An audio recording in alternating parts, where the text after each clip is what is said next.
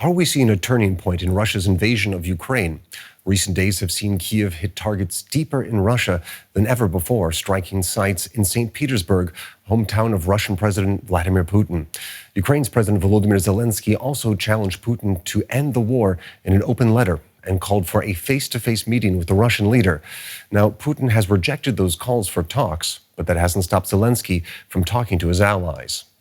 He's held a meeting with British Prime Minister Keir Starmer and the leaders of France and Germany in London, apparently drumming up support for Ukraine's war effort. Taken on the whole, it looks like we're seeing a more confident Volodymyr Zelenskyy. So the question is that confidence justified? Are we seeing a turning point in the war? And is Russia really facing increasing pressure on the home front? Let's now speak to Katja Glod. She is a Belarus and Russia expert at the New Eurasian Strategy Center and Center for European Policy Analysis. She joins us now from London. So Katja, thanks for being on the program. Thanks for having me. Now, Volodymyr Zelenskyy met with the leaders of France, Germany, and the UK in London today. Now, this comes just days after the Ukraine began hitting targets in St. Petersburg. So what do you think he was trying to achieve in London? Well, I think Zelenskyy came to London to discuss with the three most important, let's say, leaders in Europe, as it's now been called E3, the latest developments on the battlefield, and of course, the latest strikes against Ukraine. Many military analysts now saying that the tide has turned for the better for Ukraine, as obviously it's longer range strikes have had an effect on Russia. And I think Russian population now probably feels the most the effect of the war than at any other stage at the war. And obviously, Ukraine still lacks a lot of air defenses. And Zelenskyy also came to discuss this issue, not only about supplying more defenses to Ukraine, but actually about building European, pan-European air defense system. And Zelenskyy is framing Ukraine's defense as pan-European defense and protection of European space altogether. And this is a very clever political move on his behalf. Okay, let's talk about those negotiations in just a second. But if I could we draw our attention back to these attacks in St. Petersburg? Now, striking Vladimir Putin's hometown seems to be somewhat of a personal message directed at the Russian leader, don't you think? Well, I think obviously, yes. On the one hand, that happened during the St. Petersburg Economic Forum, one of the most important international events in Russia, the so-called Russian Davos. And of course, the pictures that we saw from there was they were sending a political signal to President Putin, which were then followed by an open letter. And I think that was part of this overall strategy of Ukraine, the so-called asymmetrical strategy or long-range sanctions when they're trying to target Russian oil capability. So for President Putin, yes, that was very unpleasant, but most important, I think that was particularly visible for the Russian public, who more and more see the effects of the war at home, not only economically, but also militarily. Yeah, I have to admit, when I saw those pictures of the smoke around St. Petersburg, it shocked me. I used to live there myself about 20 years ago, and it was just an incredibly impressive image, that black smoke raising above the downtown area. And Zelenskyy also said that he was trying to show them, meaning the Russian people, that we are getting closer and closer and bringing this war back to where it started. So the question is, are we seeing a new phase in the conflict? I think we are, yes, indeed. We have seen that recently on the battlefield, Ukraine has actually regained more territory than Russia. We have also seen that these deep strikes have been relatively effective. We have also seen, of course, economic problems mounting in Russia. It's not only high inflation, it's labor shortages in the main sectors, it's overheating of the Russian economy. And I think the internet shutdowns in Russia for the first time, they have really had severe bad effects on the public, because the Russian society is very very digitized and not being able to use internet as it used to do, and being unable to access their messages. Of course, that's having really the sense that the war is getting closer and closer to Russia. So we are seeing, to a certain extent, an ascendant Ukraine. But at the same time, the Ukrainian leader said that he would be willing to make some concessions to Russia. Let's take a listen to that. I want to freeze, not just freeze the conflict, because we want to live in Ukraine, not just stop the war. We want to stop. It's not the idea just to freeze, but the quickest way to freeze. And to freeze and move it to diplomatic sector, to diplomacy, to negotiators. As we were hearing there, Volodymyr Zelenskyy brought up the idea of freezing some, or rather making some territorial concessions to Russia so that diplomacy could take its course. And the idea of territorial concessions have been a sticking point throughout the entire conflict. So does this willingness on his part surprise you? I think it's not so surprising, because indeed, in response to this asymmetrical gains by Ukraine, Russia has been pummeling Ukraine with missiles. We have seen not only major drone attacks, but those drone strikes were followed by long-range missile strikes by very advanced Russian weapons like Iskander or Zircon. And that's, of course, something that Ukrainian air defense cannot handle very well today, especially when it's running out of Patriot missiles.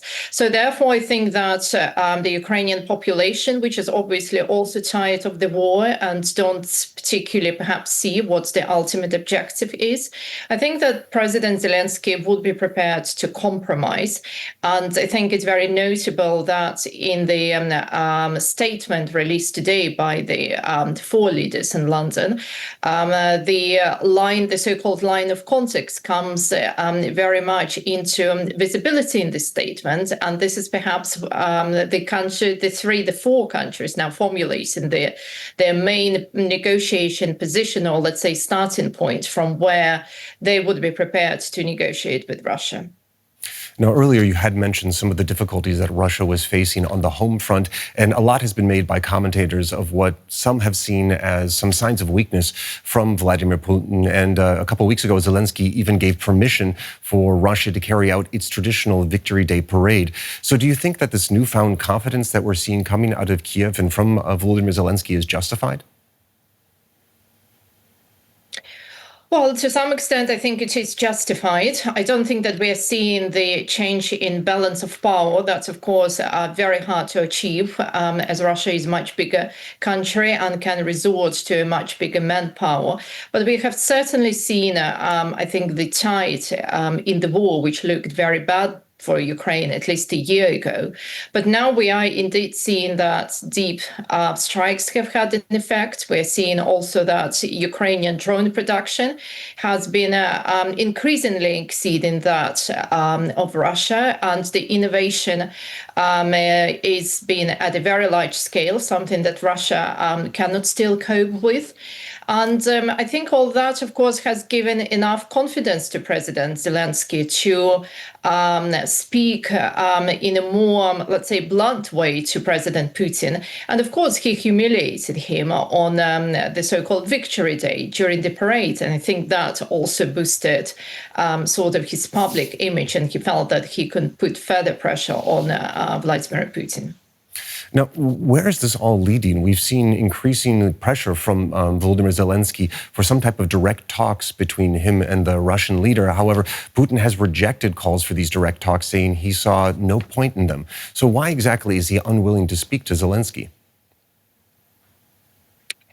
Well, I think President Putin still sticks to his initial position that Russia will outweigh or will wait out, let's say, eventually both Ukraine and the West.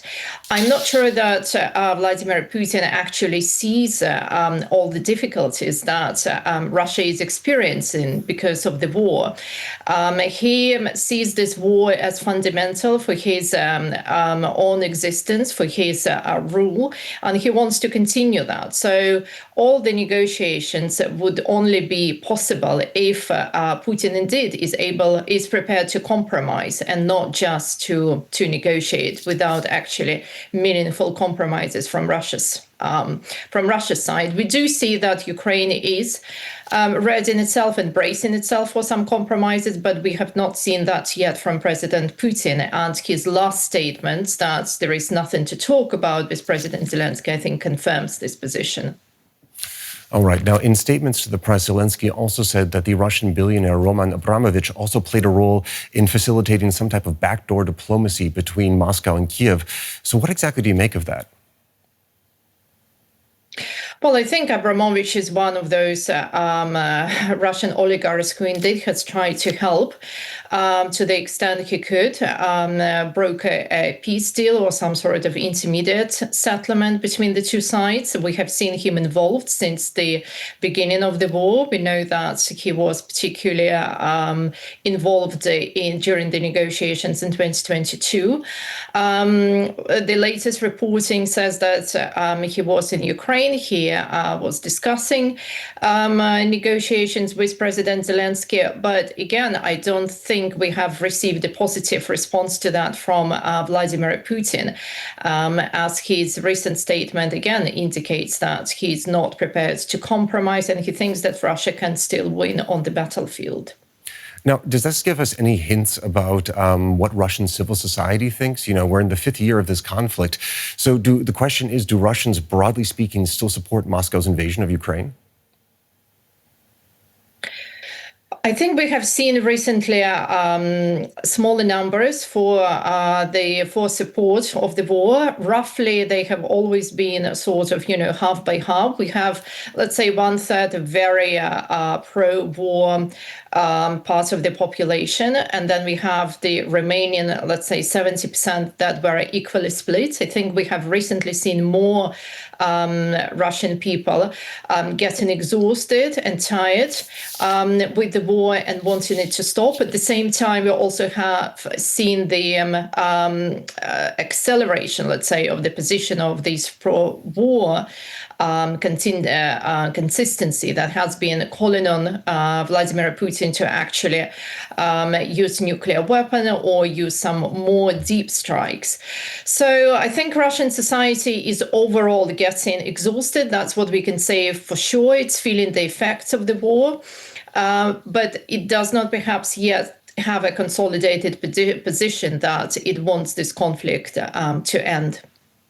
Now, and finally, the UK government has called on Russia to agree to an immediate ceasefire. Do you think there is any chance that Moscow will entertain that idea? I think it would entertain that idea only if they see that indeed the battlefield successes are going significantly down, and that needs to happen for several months. I think it will also depend on how much pressure the Russian government or administration in this regard can project over Vladimir Putin. We have also recently seen some indications that some people in the presidential administration, for example, which are not the security services, might be quite unhappy with the restrictions on the internet and the effects of the war. If that continues and the message actually lands on President Putin's desk and he receives it, then I think we can see some sort of preparedness to discuss a ceasefire. But so far, we have not seen many signs of that. All right. That was Katja Glod from the New Eurasian Strategies Center and Center for European Policy Analysis. Thank you very much for your expertise. Thank you, Aaron. If you enjoyed this video, please hit that like button. And if you haven't already, don't forget to subscribe. I'm Aaron Tilton in Berlin. Thanks for watching.